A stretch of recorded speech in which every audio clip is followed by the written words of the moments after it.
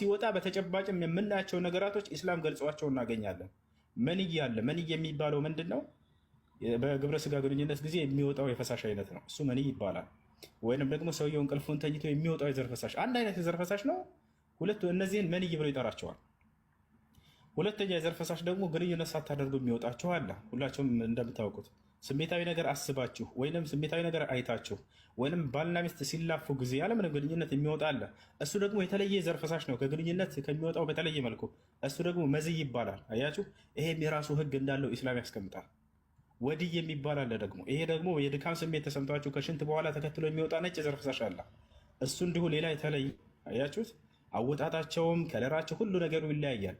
ይህን ህግጋቱን ኢስላም በደንብ አድርጎ መግለጹ የሰው ልጅን ማንነት የሚያውቅ የሆነ አምላክ እንደደነገገው ይሄን ኢስላም የዛኔ ትረዳላችሁ። ነገር ግን ሶስቱን መጽሐፍ ቅዱስ ላይ አታገኛቸውም። በምን መልኩ ሰውየው መጽዳት እንዳለበት እንዴት እንደሆኑ እነዚህንም ከሰው ልጆች የሚወጡን አያውቃቸውም። ተጨማሪ እውቀት አገኘንበት እዚህ ጋር ይህንን ነገር እንዳም የሚያስደንቅ ነገር ነው ብሎ ተደንቆ ማለት ሲገባ መሐመድ የዘር ፈሳሽ አንጠባጥባል። ምድር ነው። እናት አታንጠባጥቡም እንዴ? ነቢያት አያንጠባጥቡም እንዴ? የዘር ፈሳሽ የላቸውም እንዴ? የላቸውም? በደንብ አላቸው እኮ። ይሄ ነብይነት መመዘኛ ሚዛን ነው አይደለም። ከዚህ የተወሳው መወሳት የተፈለገው ነገር ምንድን ነው? እንደማይነጅስ ለመግለጽ ነው። እንደማይነጅስ እየገለጸች ነው እናታችን አይሻ ይሄን እየተናገረች ያለች።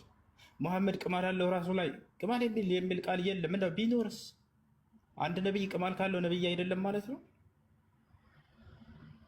ማለት። ይቅርታ ሁስ፣ እኔ ይህንን ሀሳብ ያነሳሁት ከዚህ አንጻር አይደለም። አንተ ሳይሆን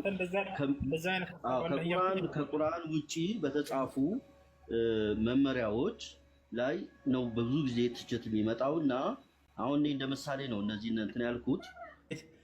ከአምላክ ዘንድ የመጣ ቃል ከሆነ ይሄ እንዴት ሊሆን ይችላል የሚል ካለ ማንኛውም ሰው በሩ አልተዘጋበትም። ጥሩ አመሰግናለሁ። እኔ የቀረኝ እሱ ላይ ምርምር ማድረግ ነው። እሱን ያላችሁ ትክክለኛ እውነተኛ የተባለውን ብትልኩልኝ ደስ ይለኛል። በጣም አመሰግናለሁ።